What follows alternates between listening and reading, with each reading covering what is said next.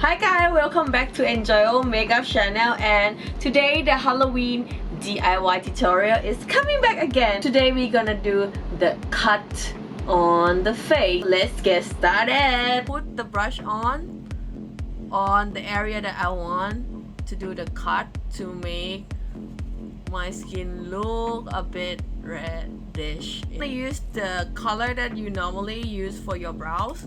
So this color. Draw the line which is a bit parallel with what you draw before. Gap, I will fill it up with the red color. You can use your liquid red matte lipstick in here.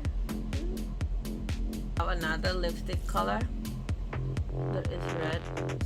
Area that is the gap.